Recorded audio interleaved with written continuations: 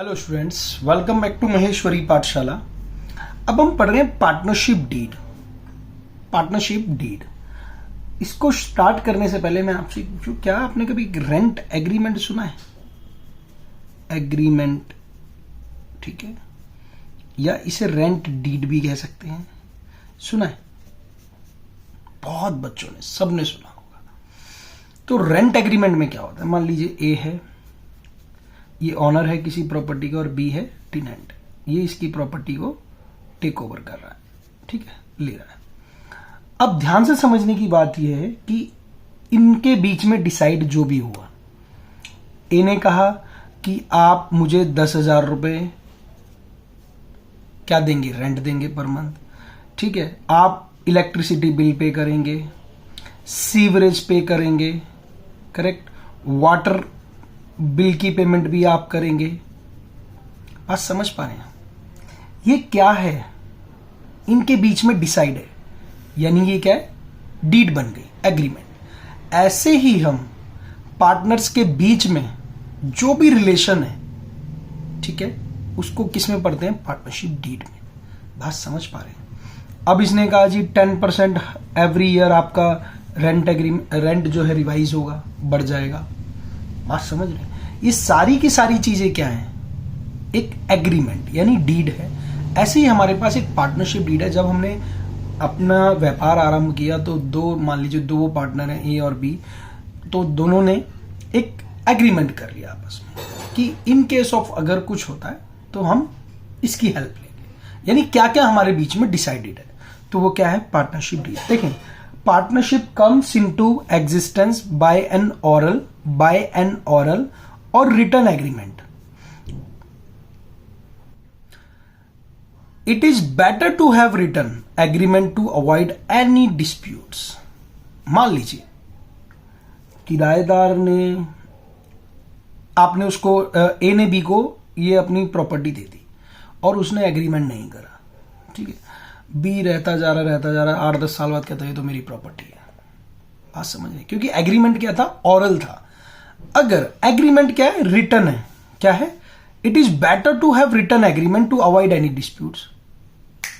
अगर उन्होंने अपने बीच में एग्रीमेंट कराया, यानी ए और बी के बीच में कोर्ट से अगर हुआ है, तो क्या है? कोर्ट उसको खाली करा के देगा ए की प्रॉपर्टी, इससे बी से, क्योंकि उनके बीच में क्या है? रिटन एग्रीमेंट हुआ है। बात समझ पा रहे हैं? तो बेटर है कि हमारे पास क्या हो? रिटर्न एग्रीमेंट हो, टू अवॉइड एनी डिस्प्यूट। कोई झगड़ा होगा, कागजों से सुलझा लेंगे। बात समझ पा रहे हैं? The return document known as partnership deed. ऐसे ही उसमें क्या हो गई? रेंट डीड हो गई। आज समझने के लिए, बाकी आप इतना रेंट डीड की तरफ मत जाइए, बस समझ लीजिए। तो क्या हो गई? हम लोगों के बीच में अगर रिटर्न डॉक्यूमेंट जो है वो क्या हो गया? Partnership deed. Details the terms and conditions of partnership. It is legal document signed by all the partners and has a clause on the following. सब पार्टनर्स के द्वारा साइन होता है कि हमने इस पर अपनी कंसेंट दे दी। बात समझ पा रहे हैं? बहुत आसान है इसको समझना, लेकिन थोड़ा टेक्निकल है। नए हैं आप लोग 12th में, तो थोड़ा सा समझ लीजिए बहुत आराम से। चलिए, अब क्या क्या उसके अंदर क्लॉज है?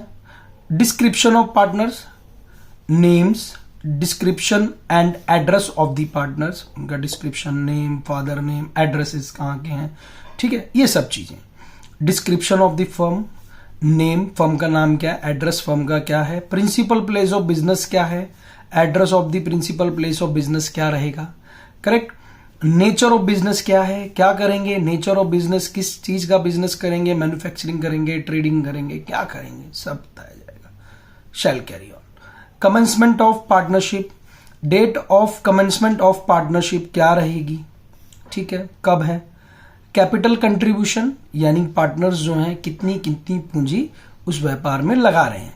The amount of capital to be contributed by each partner, whether the capital accounts shall be fixed और फ्लक्चुएटिंग। ये भी बताना पड़ेगा कि जो हमारी कैपिटल्स हैं वो फिक्स्ड रहेंगी या फिर फ्लक्चुएटिंग रहेंगी, करेक्ट। इंटरेस्ट ऑन कैपिटल, हाँ, अगर इंटरेस्ट ऑन कैपिटल के बारे में हमारे पास डिसाइडेड है, हमने पार्टनरशिप डीड में डिसाइड कर लिया। मान लीजिए ए और ए बी सी हैं, तो एक ने लगाया, ए ने 10 लाख रुपए, ठीक है, और बी ने लगा दिए 3 लाख रुपए, ठीक है, और सी ने लगा दिया 1 लाख रुपए, तो भाई ये एबीसी की कैपिटल है, और वो कह रहा है कि मान लीजिए प्रॉफिट कह दें इक्वली बटेगा, बात समझ रहे हैं। लेकिन ए कहता है यार मैंने सबसे ज्यादा कैपिटल लगाई है तो मुझे क्या मिलना चाहिए, इंटरेस्ट ऑन कैपिटल मिलना चाहिए। अगर ऐसा है तो कितना परसेंट, अगर देना है तो रेट ऑफ इंटरेस्ट होगा इफ अलाउड ऑन कैपिटल, अगर इंटरेस्ट ऑन कैपिटल देना है पार्टनर्स को मिलेगा तो कितना, और उसमें रेट अलाउड होगा, और नहीं है तो मना कर देंगे। ठीक है, नेक्स्ट क्या है, interest on drawing, rate of interest if to be charge on drawings, कितना चार्ज होगा। कोई पार्टनर आहरण करता है, ठीक है, पूंजी निकाल लेता है, तो क्या होगा, कितना इंटरेस्ट उस पर चार्ज होगा। बात समझ पा रहे हैं। Interest on drawing. Profit sharing ratio, profit sharing ratio क्या रहेगी, रेशो इन विच प्रॉफिट और losses are to be shared by the partners, ये भी उसके अंदर लिखा जाएगा।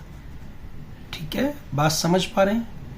ये सारी की सारी कंडीशंस उसमें लिखी जाएंगी। इंटरेस्ट ऑन लोन क्या बता रहा है, interest on loan, rate of interest on loan by a partner to the firm, rate of interest on loan by a partner to the firm. किसी पार्टनर ने अगर फर्म को लोन दिया है, आकस्मिक स्थिति ऐसी आ गई कि फर्म को पैसे की जरूरत है, तो पार्टनर ने ही लोन दे दिया, कैपिटल नहीं है, पार्टनर ने ही लोन दे दिया, तो उसका रेट ऑफ इंटरेस्ट क्या रहेगा। Correct. Remuneration to partners, amount of salary क्या रहेगी अगर कोई काम कर रहा है, कमीशन क्या रहेगा अगर वो सेल वगैरह अच्छी कर रहा है अपने हैंड से। If agreed to be paid, अगर होगी तो देंगे। वैल्यूशन ऑफ गुडविल कैसे होगी, क्या बता रहा है, valuation of goodwill, method by which goodwill of the firm will be valued at the time of admission of partner, क्या मेथड रहेगा जब एडमिशन होगा या रिटायरमेंट होगा पार्टनर का, और at the time of death of partner. ये topic है हमारे पास, आगे जब हम पढ़ेंगे एडमिशन है, एडमिशन है, रिटायरमेंट है, डेथ है, ये सब टॉपिक्स हमारे पास आएंगे। ठीक है। वैल्यूशन ऑफ एसेट्स, एसेट्स का वैल्यूशन कैसे होगा, the manner in which asset of the firm shall be valued in the case of its reconstitution. Assets का वैल्यूशन कैसे होगा, ये सब कुछ आपको पार्टनरशिप डीड में बताना पड़ेगा। Correct. Settlement of account, the manner in which accounts of partners shall be settled in case of his retirement or death or at the time of dissolution of the firm, यानी firm बंद हो जाए, बंद कर रहे हैं हम, partnership deed को खत्म कर रहे हैं, बंद कर रहे हैं, तो उस समय पर या रिटायरमेंट हो जाए या डेथ हो जाए और at the dissolution of the firm को डिसॉल्व कर रहे हैं, तो उस कंडीशन में अकाउंट्स का जो सेटलमेंट है वो किस तरीके से होगा, सब लिखना पड़ेगा। बात समझ पा रहे हैं। यानी जितनी भी जो हमारे बीच में डिसाइडेड हुआ है, जो जिसके मन में आ रहा है, वो सारी चीजें यहां हमें लिखनी पड़ेगी। करेक्ट। अकाउंटिंग पीरियड क्या रहेगा, the date on which account shall be closed every year. Normally accounts are closed on 31st March every year because every entity must submit the return of income tax on 31st March every year। ठीक, आपको पता है कि return जो है 31 मार्च तक भरी जाती है। Right and duties of partners, partners की ड्यूटीज क्या रहेंगी, उनके अधिकार क्या क्या रहेंगे। भाई आप पैसा लगा रहे हो तो आपके क्या क्या अधिकार हैं वो भी बताएंगे। The rights and duties of partners are defined. Duration of partnership, partnership कितने समय तक चलेगी। The period of partnership, that is whether it is for a specified period or for a venture or at will, कितने समय तक चलेगी, ये सब बताना पड़ेगा। Next, bank accounts operation, how shell the bank account be operated, whether it shall be operated by any of the partner और jointly, यानी 2 पार्टनर हैं या 3 पार्टनर हैं कि अकेला एक ही व्यक्ति संभालेगा या ए ही संभालेगा, या ए और बी ज्वाइंटली रहेंगे, ए बी सी ज्वाइंटली उनके अकाउंट्स रहेंगे, तो कौन ऑपरेशन संभालेगा, सब कुछ। ठीक है।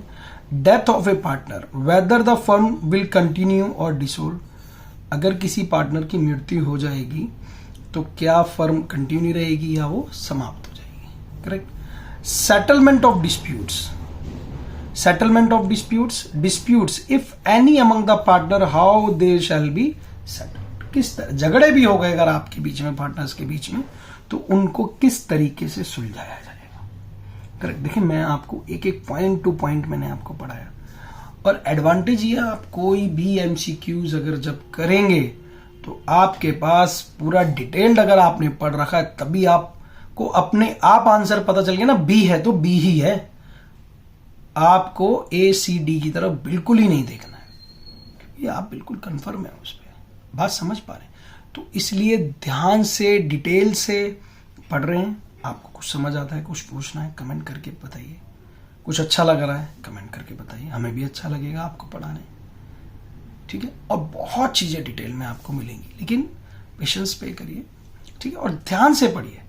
जैसे अभी एक एक लाइन को ऐसे मार्क करके पढ़ा जा रहा है, आप भी साथ साथ पढ़िए, मजा आएगा बहुत पढ़ने में, और इजीली कॉन्सेप्ट भी क्लियर होंगे, आप दूसरे व्यक्ति को पढ़ा पाएंगे, इतना बढ़िया बन जाएंगे आप।